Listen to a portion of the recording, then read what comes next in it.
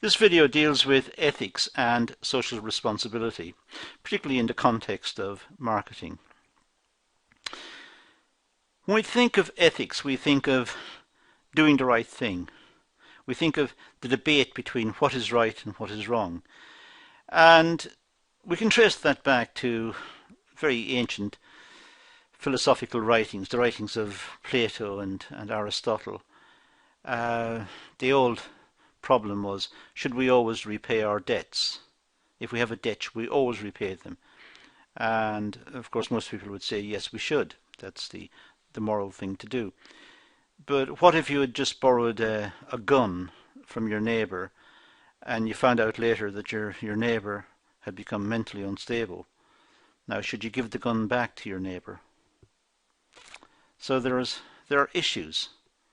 There are always dilemmas when we consider ethics and we consider what's right and wrong. And when we confront one of these dilemmas, all we can do is discuss it and try and highlight issues and try to then decide what is right and what is wrong. But the subject itself does not give us definitive answers. It just simply helps us to think about the issue. Laws, for example, mostly incorporate ethical positions. We shouldn't murder people because, well, it's wrong, it's unethical, but we also codify it in law. It's also illegal. So we have a sort of societal dimension to it, and it's punishable. If we do it, we're going to be punished.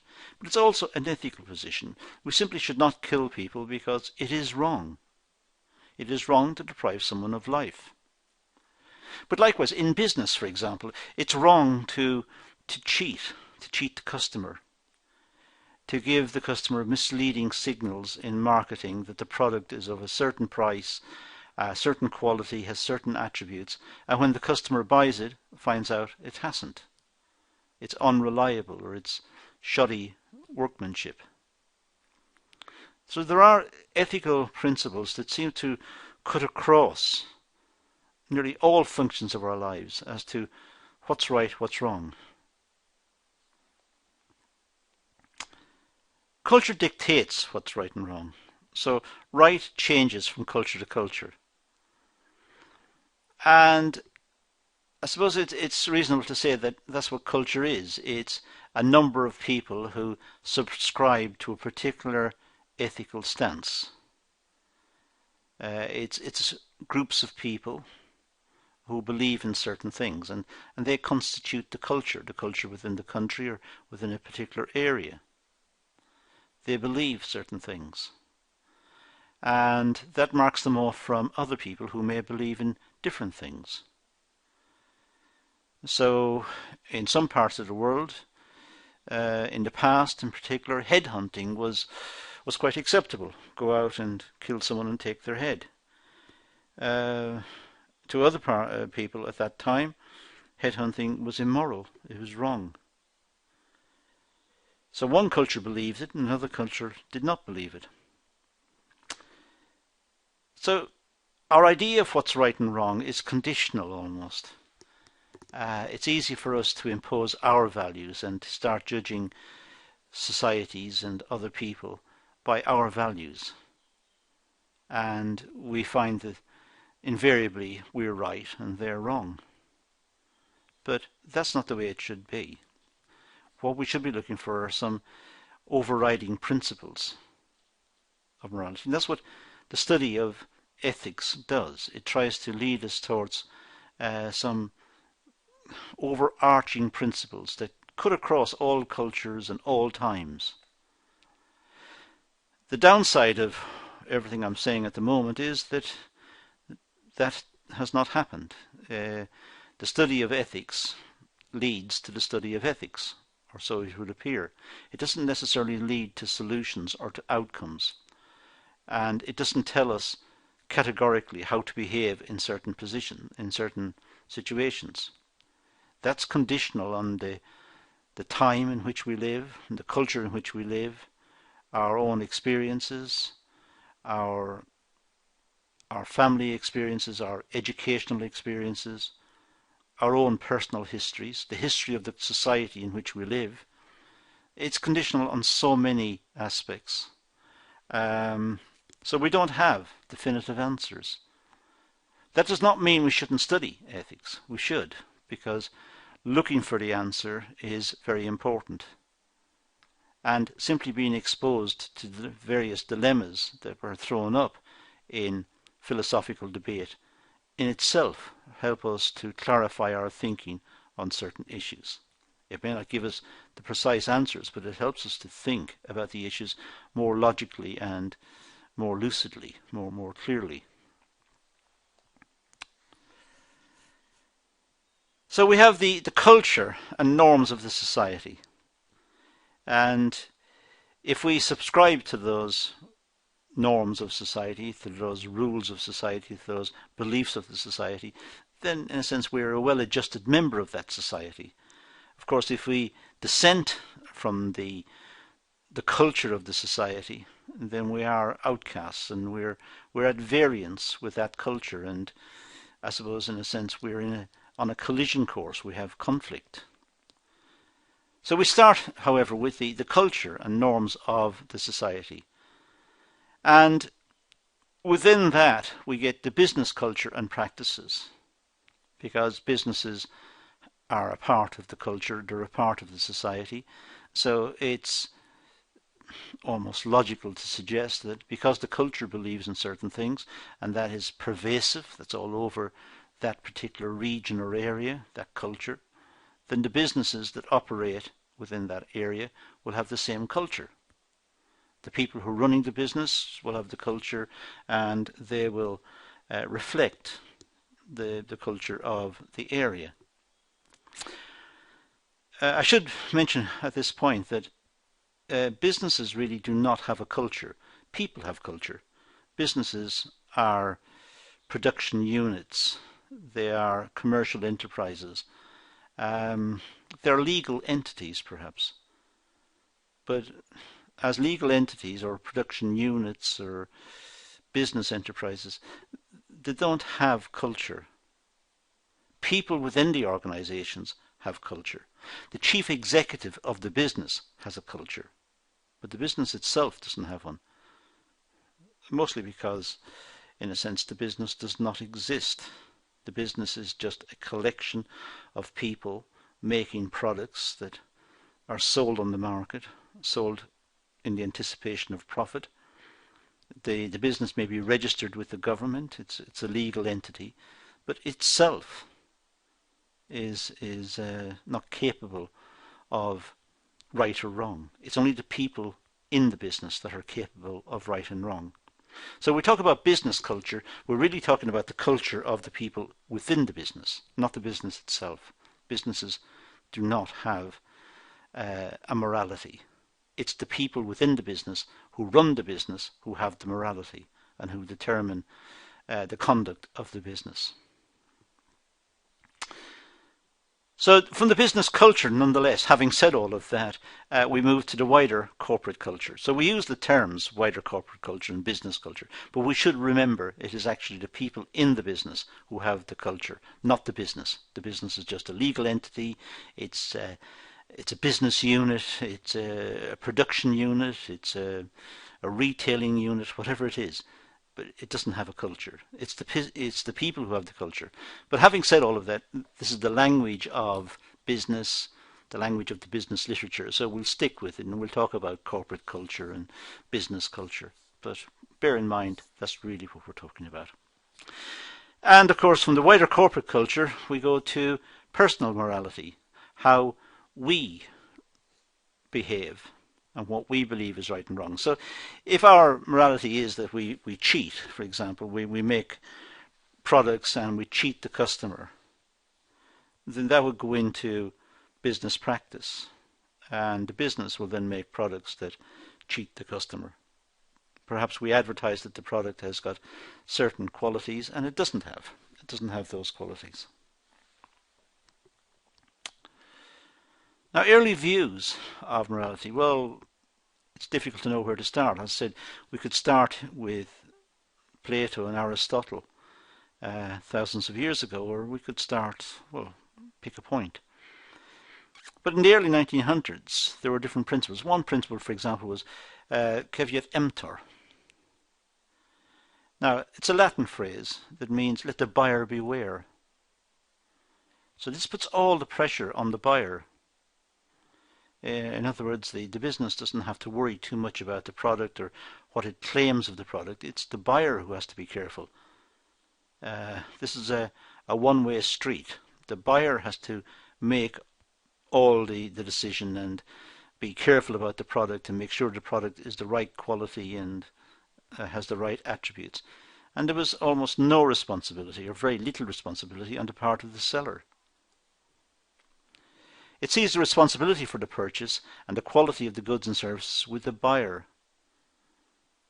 So it pushes everything over to the buyer, and it doesn't seem very fair, particularly when the product may be very technical. If it has a lot of technicality, in today's world perhaps a lot of electronics and circuit boards and so on, buyers are not experts. The buyers have a particular function in mind. They're not going to go to a computer shop and disassemble some computer and test all its components before they buy it. It's not realistic. So the idea of this, let the buyer beware, maybe back then as a starting point we can understand the logic of it, but it did put all the pressure onto the buyer.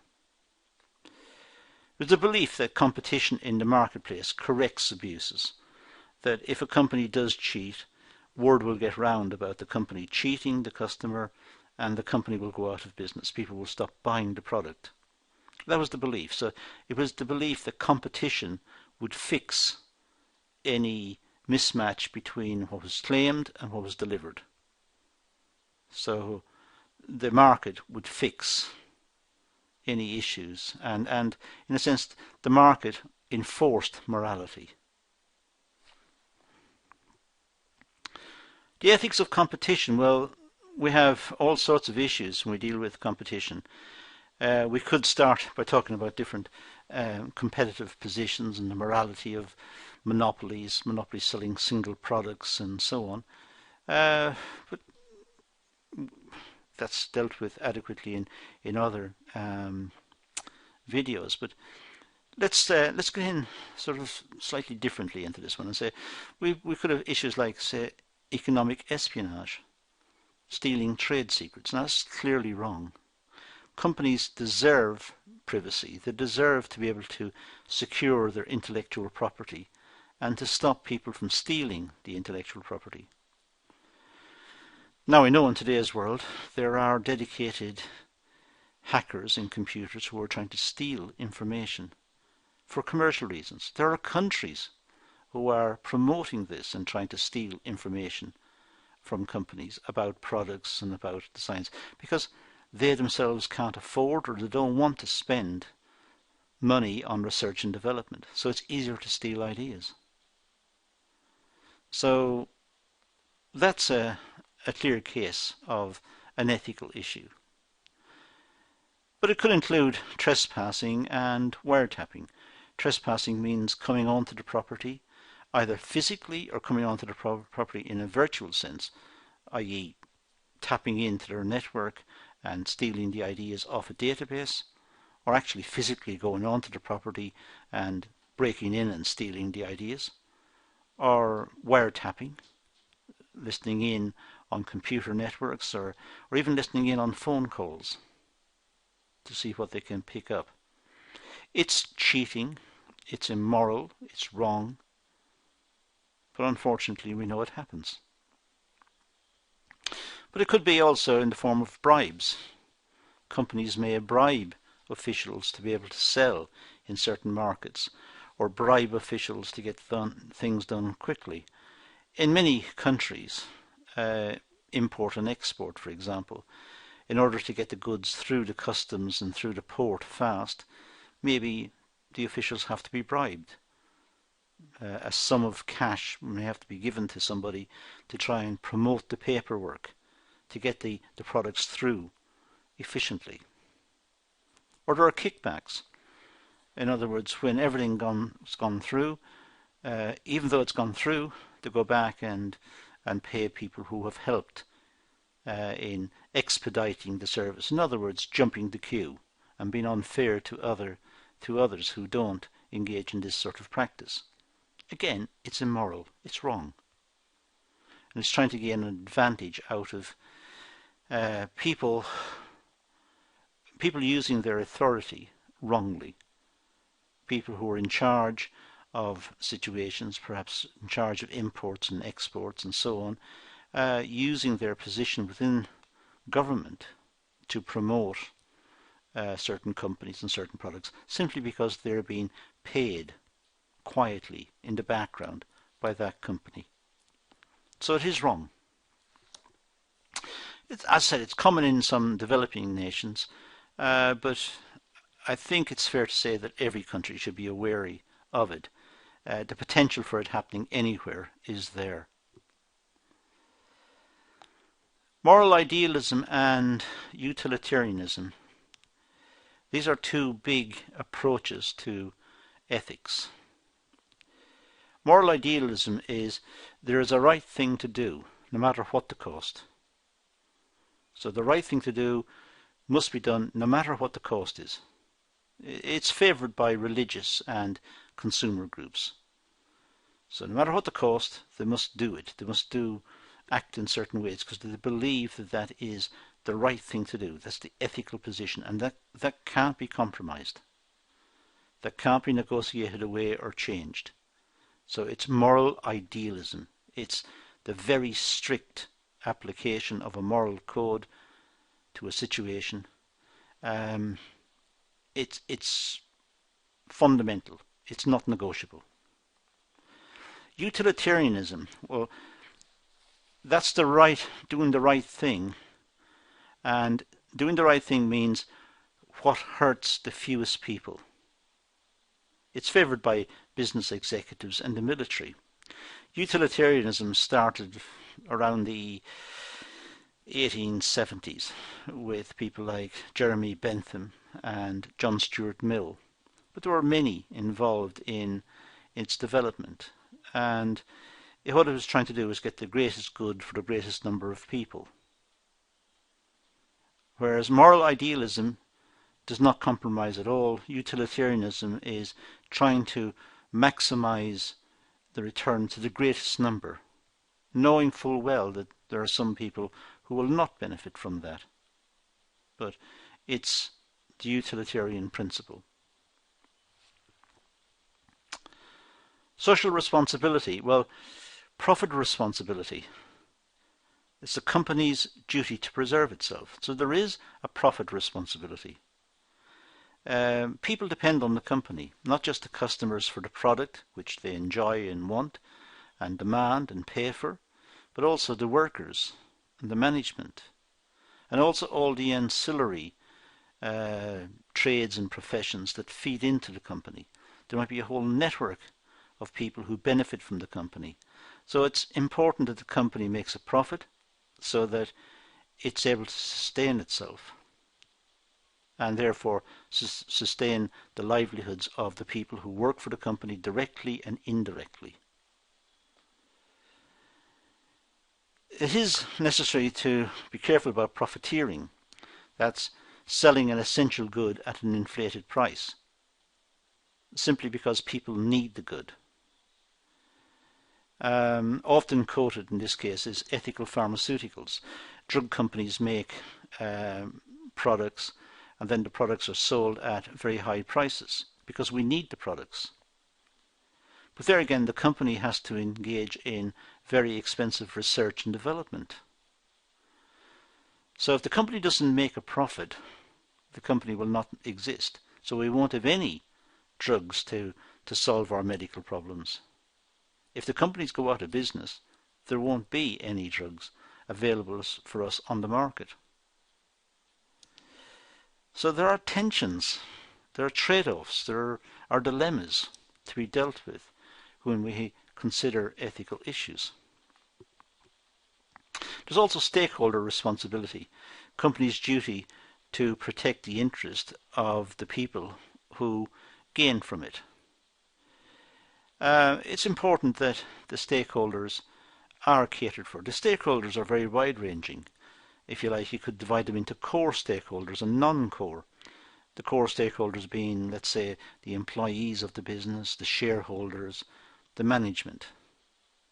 But there are others. There is the suppliers of raw material, the people who make the capital equipment for the business, the customers who buy the product. There are many others who are involved, and it's important that the company is run with stakeholders in mind. What's the right way to conduct itself in view of the requirements of its stakeholders? Now, there are problems here as well, because sometimes the stakeholders' interests clash. Investors in the business want a good return on their investment, and they want security of investment. Customers want the product as cheaply as possible. They want good quality and as cheap as possible. Well, there's a clash. There's a contradiction. How is that resolved? And in a way, what all of this does is it highlights the need for management to be compromisers, to try and find middle courses, ones that satisfy the stakeholders in general. They have to balance all of the various requirements. There's also a societal responsibility. Companies have a duty to preserve the environment, not to pollute it. But also the company has a requirement earlier on. The first one we met was the profit responsibility.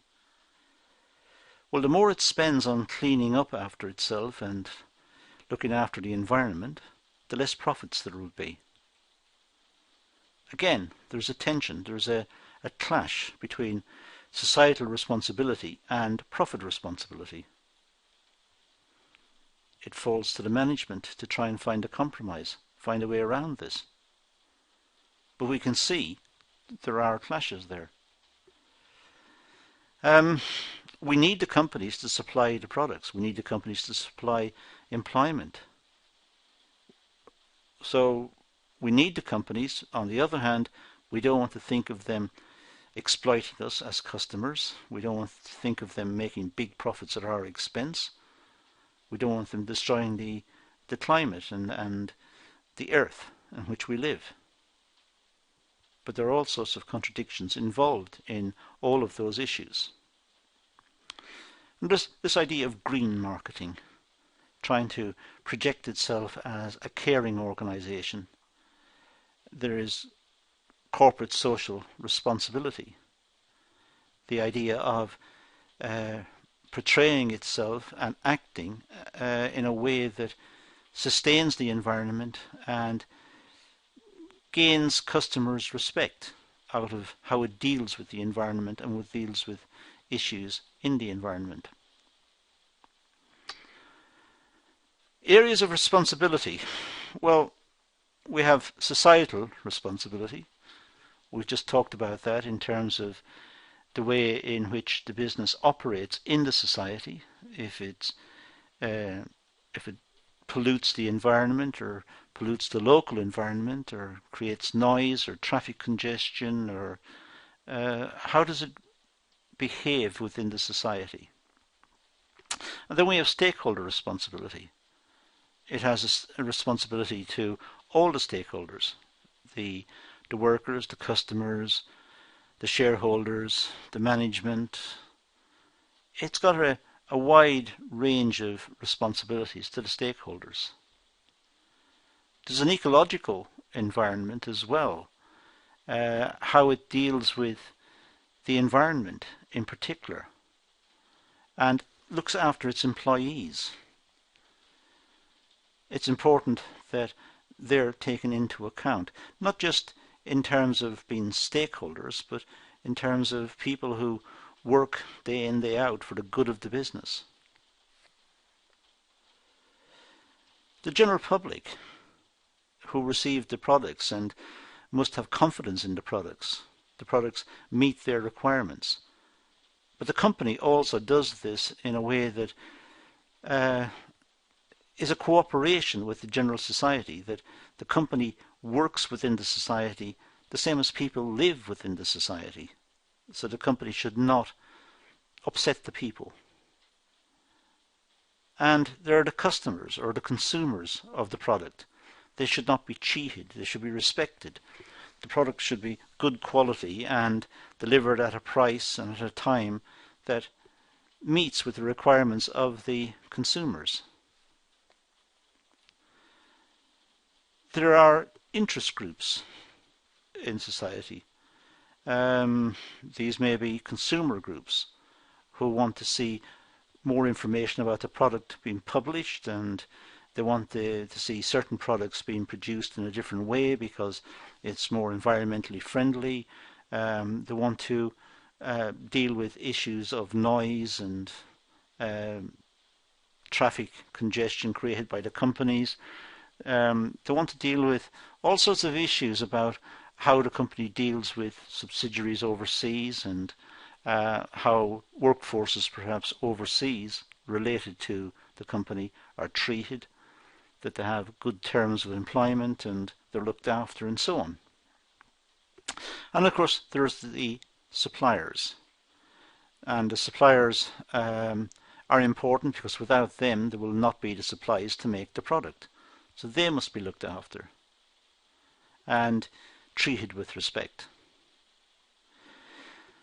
So companies have got a lot to think about. They've got moral issues across a wide variety of situations, and they must deal with different groups, and they must deal with them honestly and openly. But sometimes, as I said earlier, there are conflicts. There are issues between the groups. There are conflicts. The shareholders want a return on their investment. They want high profits. Customers want to pay as little as possible. Suppliers want a high price for their supplies, but the customers still want it as cheaply as possible, and so on. So we have the profit responsibility of the organization. When all of those have balanced, the company must preserve itself. It must continue.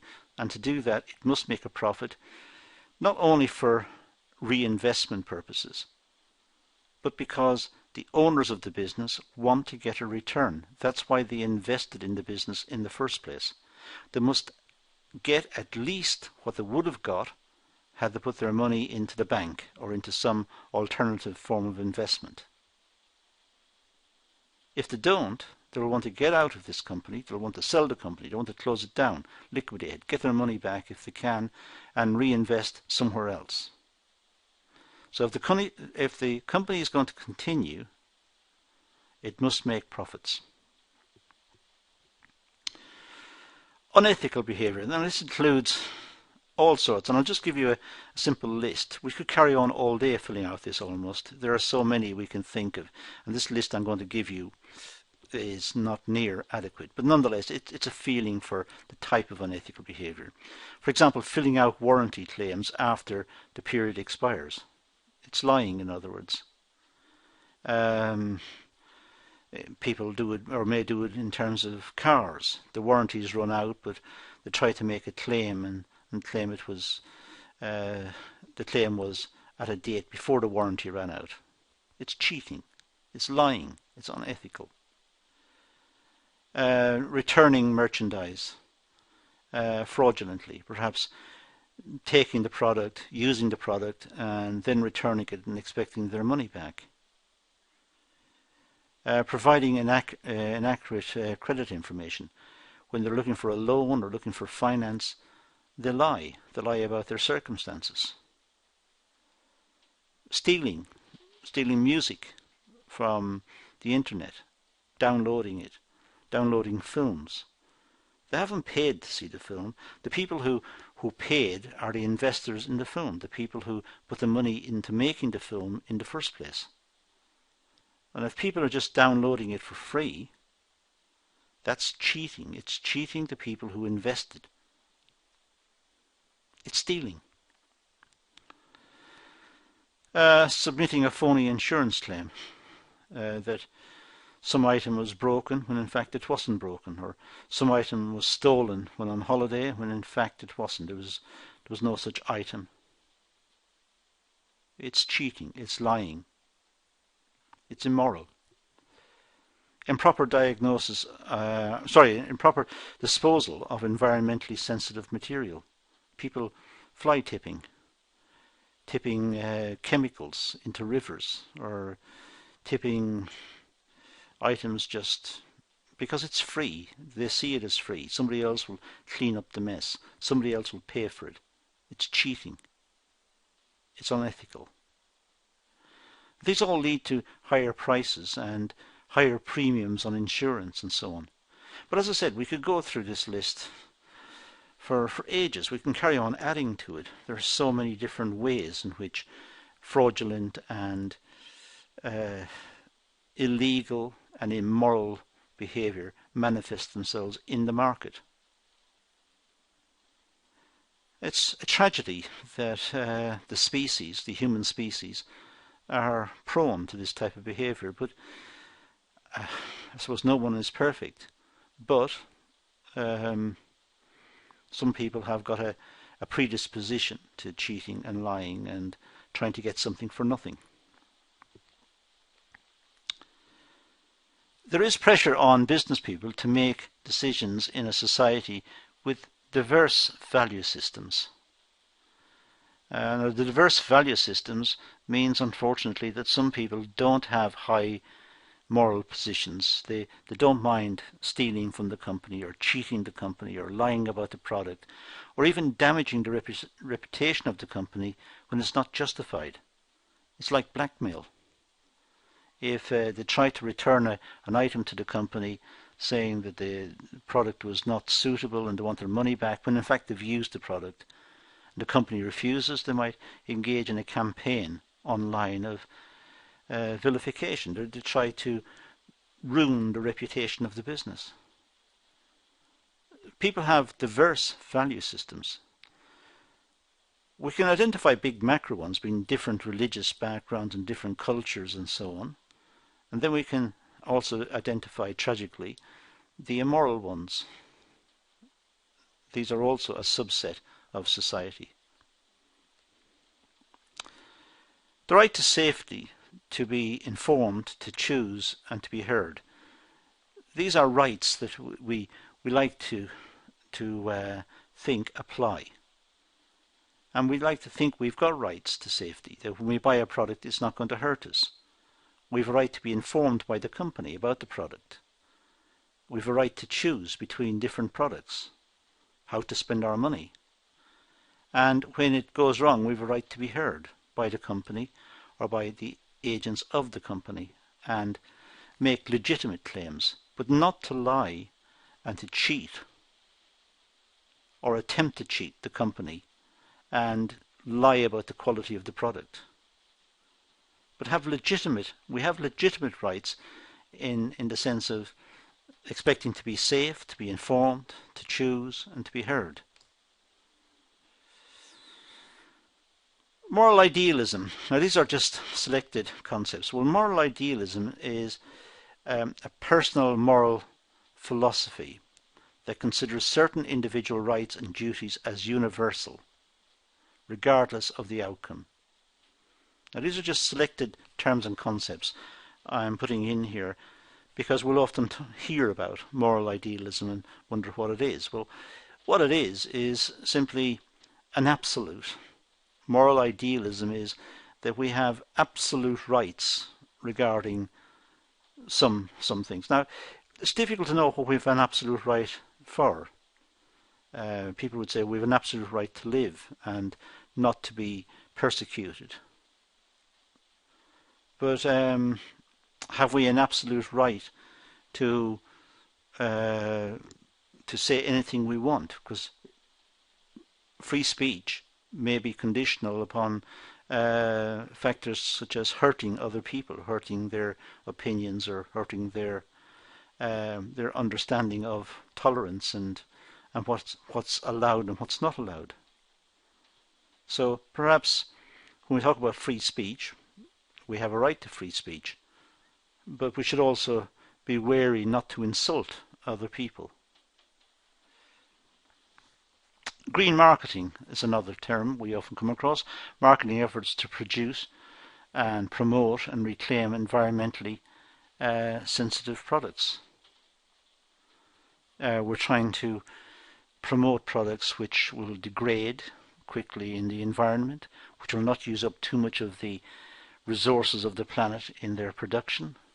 They're environmentally friendly products, and companies try to have a green agenda, try to make products as efficiently as possible and to save on the resources of the planet, to reduce its carbon footprint.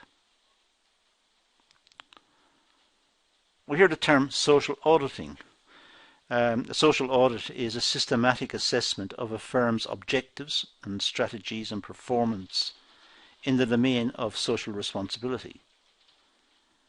So in other words, it's looking into the company, doing a social audit, looking at what the company is doing to see if it's attempting to reduce its carbon footprint, its impact on the environment, its impact on the local community. It's looking into how sensitive the organisation is to the wider concerns about the environment and about the climate and about the planet on which we live. So it's looking into the company and its processes. A social audit is trying to collect data and information about companies and how they practice business. Ethics. Well, the study of ethics is the study of moral principles and values that govern the actions and decisions of individual groups. So ethics, as I said right at the start, is similar to the theory of morality. It's really the province of philosophy. Morality tends to be the practical end of our considerations. So if we lie about a product, for example, that's not moral. We've lied about the product or about its qualities. That's not moral.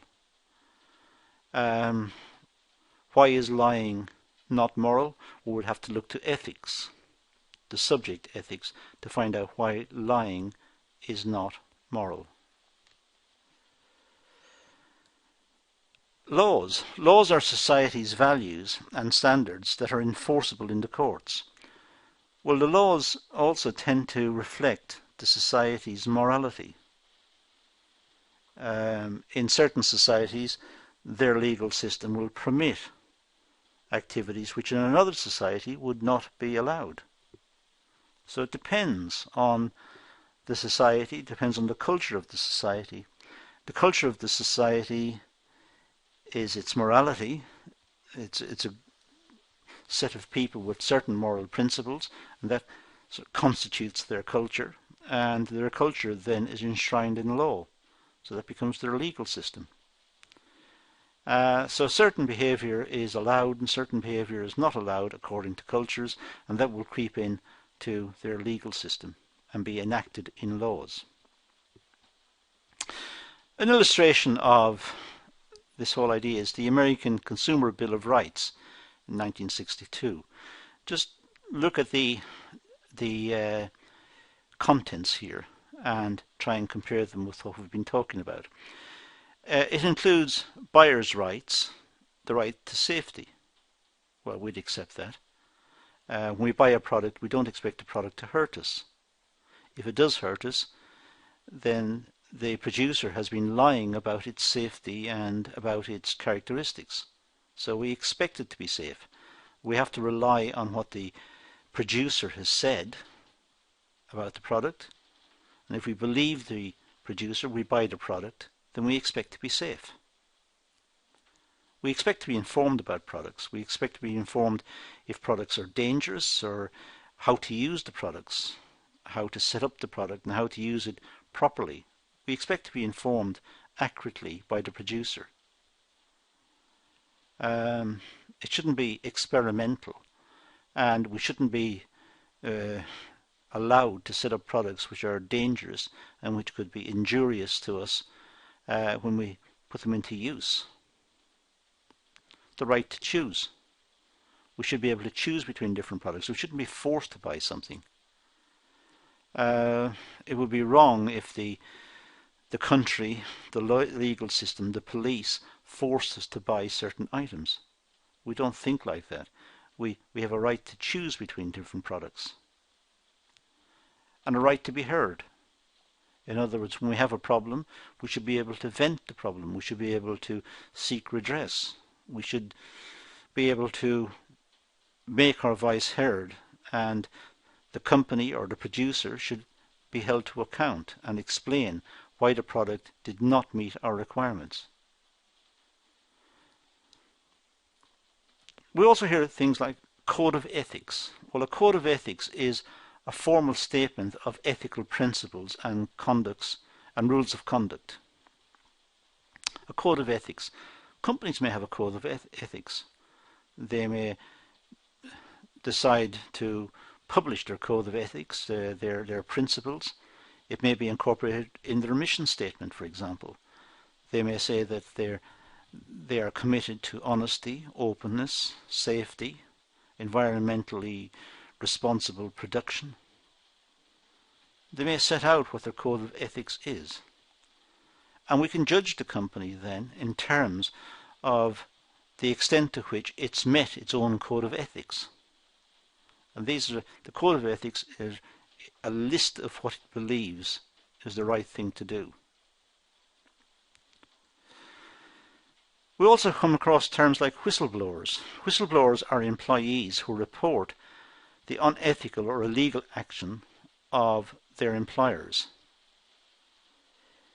We think of employees having responsibility to the organisations and trusting the organisations, and also maintaining confidentiality within organisations, not exposing confidential documents, for example. But what if the confidential documents contained evidence of malpractice or of illegal behaviour by the senior management? Should those documents be released to the public? On the one hand, the employee has a duty to maintain confidentiality. That's what they contracted with the employer. On the other hand, they have a right to inform the public that there is a wrongdoing that's being covered up by the organisation. And if they do release it, they become known as whistleblowers. That is the term that's used. I mentioned utilitarianism earlier. Well, it's a personal moral philosophy that focuses on the greatest good for the greatest number by assessing the costs and benefits of the consequences of ethical behaviour. In other words, we decide what's good or what's bad according to the number of people who are positively affected and the number of people who are adversely affected. And generally speaking, the greater the number who benefit, those are the ones who are favoured by this particular philosophy. It's widely used in economics.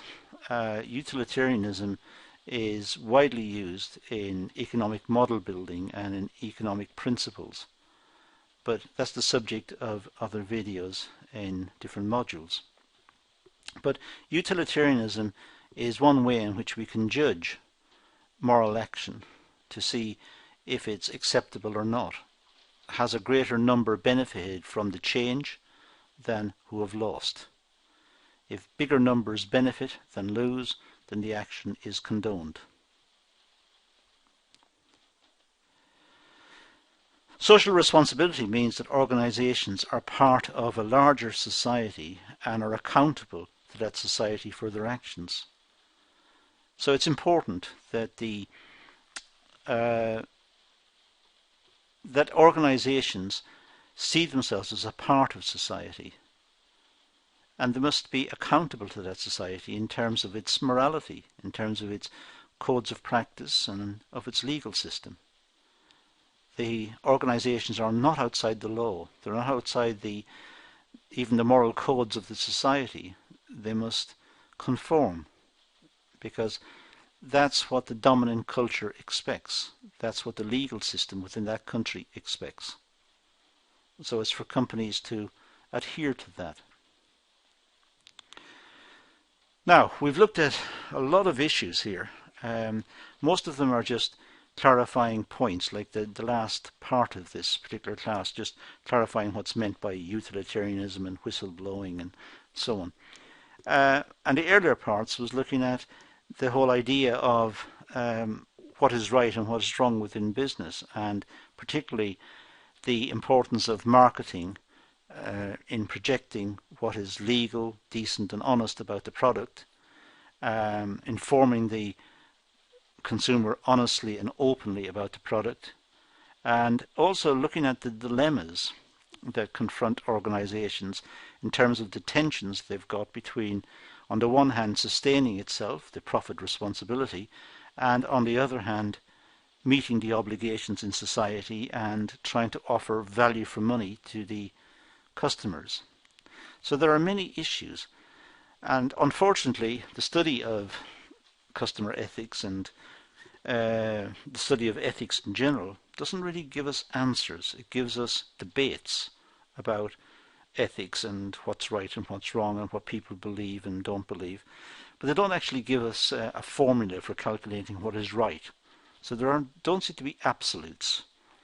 What we have are situations that arise, and we try to work out what is the best course of action given the situation, but we don't have overriding values based on big philosophical insights. What we have instead are just debates and ideas. That doesn't mean we shouldn't study ethics. We should, because they help us to think about conflicts and about dilemmas that we talked about, like earlier, and profitability and so on. But we shouldn't expect there to be definitive answers. So it's quite an important area about what is right, what is wrong, what's the right thing to do. It's important that companies understand it and work with it, but realizing that ultimately there are no, as I said, definitive answers. Well, that's all I'm going to deal with in this session. It's been quite a long session, so we'll leave it at that and say thank you for watching.